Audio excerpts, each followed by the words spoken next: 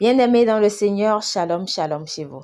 Rhapsodie des réalités du dimanche 7 septembre 2025. Notre thème d'aujourd'hui est le don de connaissance.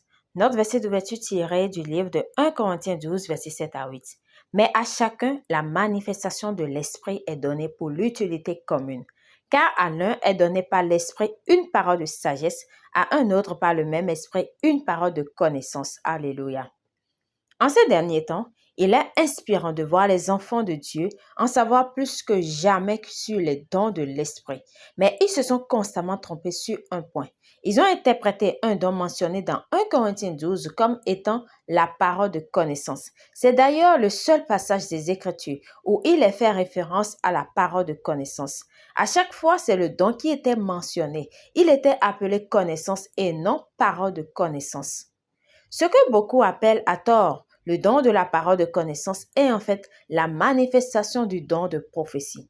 Vous ne manifestez pas la connaissance lorsque vous connaissez ou parlez de manière surnaturelle de quelqu'un ou d'événements de sa vie. Il s'agit de prophétie, car la prophétie révèle les secrets des hommes. La Bible dit que par la prophétie, les secrets du cœur de l'homme sont révélés. 1 Corinthiens 14, verset 24 à 25. Le don de connaissance désigne la manifestation de la connaissance spirituelle des choses divines, y compris le cosmos. Alléluia. Le mot connaissance dans notre verset d'ouverture vient du grec gnosis, qui signifie connaissance scientifique, connaissance fondée sur l'activité intellectuelle. Cette connaissance peut vous être transmise de manière surnaturelle par l'Esprit de Dieu à travers ce don. Réfléchissez-y. Dieu a créé les plantes et les animaux. Il a créé les métaux et tout ce qui existe dans le monde.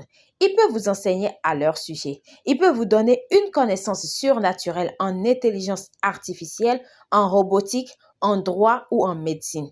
Le monde cherche des solutions et c'est à nous de les apporter. Gloire à Dieu.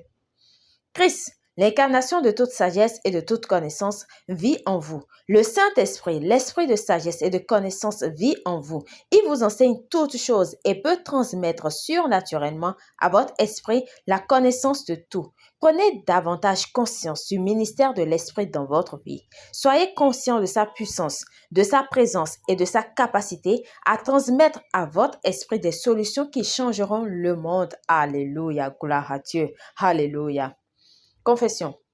Cher Père, merci pour le Saint-Esprit, l'Esprit de connaissance qui demeure en moi et m'enseigne toutes choses, afin que je puisse agir avec sagesse dans tous les domaines de la vie.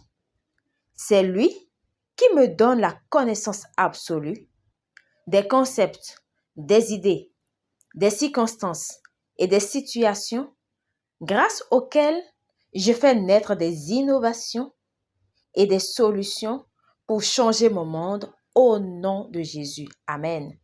Pour une étude approfondie, nous lisons Éphésiens 1, verset 17 à 18, Colossiens 1, verset 9 à 10, Colossiens 2, verset 3, Jean 14, verset 26.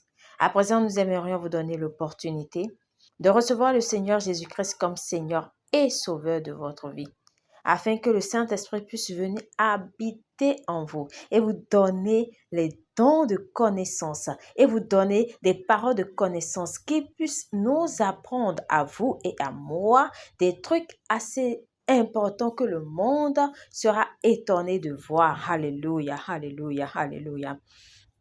Faites cette prière de tout votre cœur et de manière à vous entendre si vous croyez en Jésus-Christ, qu'il est le Fils de Dieu et que Dieu l'a ressuscité d'entre les morts après qu'il soit mort sur la croix pour nous. Alléluia.